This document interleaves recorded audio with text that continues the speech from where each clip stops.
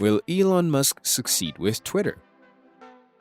Elon Musk has finally completed his $44 billion deal to acquire and privatize Twitter.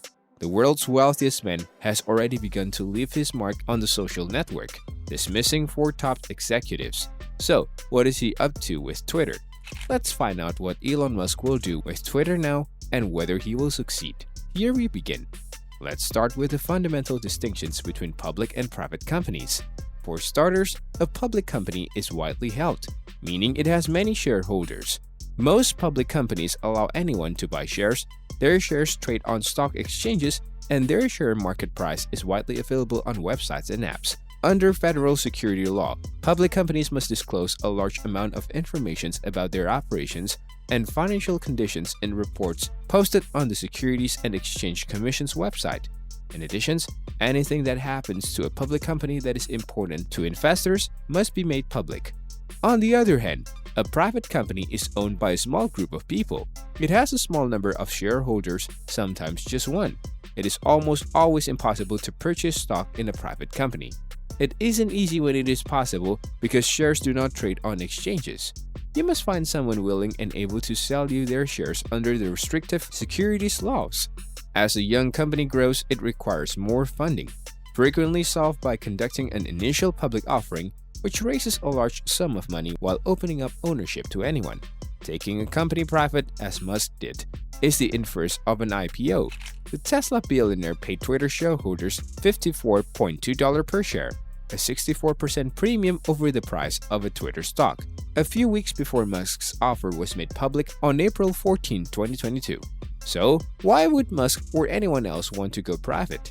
One important reason is control, which allows buyers to impose their vision and strategy.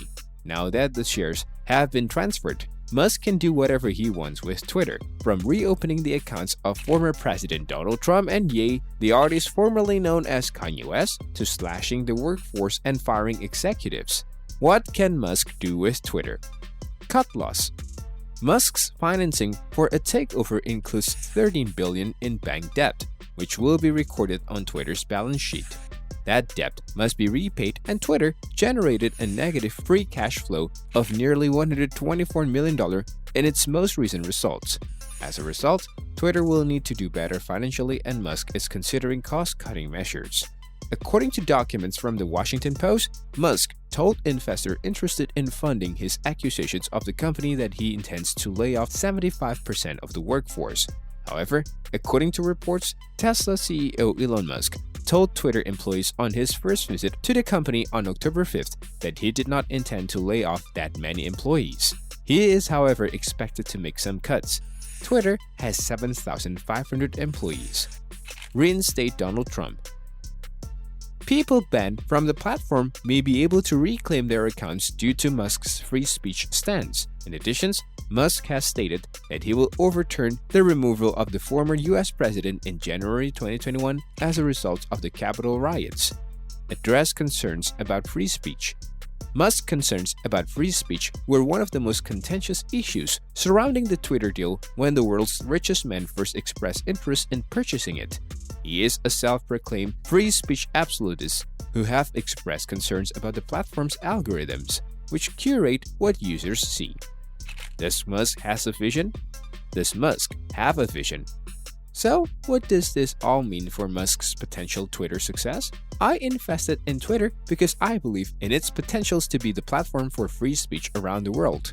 And I believe free speech is a societal imperative for a functioning democracy, he wrote in an April letter to Twitter shareholders. One might wonder if that is a business model or a statement of social-political philosophy. He claims that Twitter cannot thrive nor serve the societal imperative as a public company.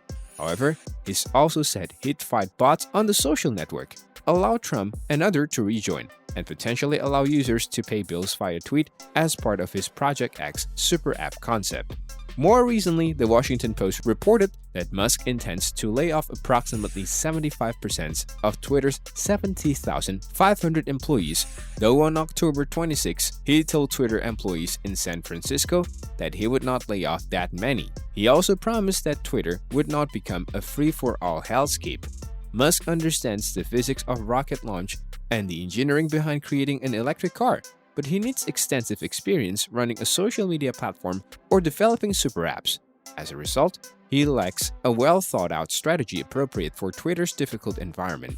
Twitter owed $51 million in interest on its debt last year. After going private, Twitter is expected to owe at least $1 billion yearly on approximately $13 billion in new debt. The company generated only $630 million in cash from operations in 2021. Musk will only have a little cash to fund a super app or other big ideas if he can attract more investment in the company. Musk can, of course, do whatever he wants with the company. He can enact whatever free speech policy he wants. He is free to let Trump and Ye tweet. He can bar Tesla's short sellers and anyone who questions his foreign policy initiatives. He can fire 75% of his employees instantly, which a public CEO would find extremely difficult. Let us know your views in the comments below and subscribe for more.